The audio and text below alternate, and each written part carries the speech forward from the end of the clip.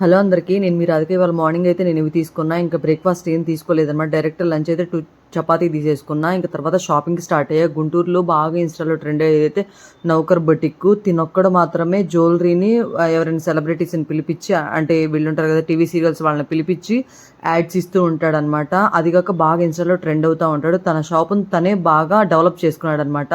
కానీ నాకైతే ప్రైజెస్ ఏమనిపించింది అంటే టూ హై అనిపించింది. జాదూ కుందని అసలు బుట్టలే 4000, 5000 అలా చెప్పాడనమాట. నేనైతే షాక్ అయిపోయాను. నేనైతే ఇవన్నీ తెలియకుండా వీడియో తీశాను అనమాట. ఇక్కడ చాలామంది యూట్యూబర్స్ వచ్చి అలా ఉన్నాయి ఇలా ఉన్నాయి అని చెప్తారు. అండ్ పీస్ అయితే డిఫరెంట్గా ఉందన్నమాట. అంటే అక్కడ అమ్మే జ్యువెలరీస్ ఇవన్నీ వేరుగా ఉన్నాయి, కానీ గుంటూరులో ఎక్కడ దొరకపోవచ్చు. కానీ ప్రైజెస్ అయితే టూ హైగా అనిపించినాయి. ఇదైతే వేరే షాపు. ఇక్కడ కూడా బుట్టలు చాలా బాగున్నాయి. ఇదైతే నార్మల్ ప్రైజే అనిపించినాయి. నాకు ఈ చౌకర్ అయితే పిచ్చగా నచ్చేసింది. కానీ 3000 చెప్పారు, తీసుకోలేదు. నాకైతే చాలా బాగా నచ్చింది. అబ్బా, మీకు ఎలా అనిపించిందో కామెంట్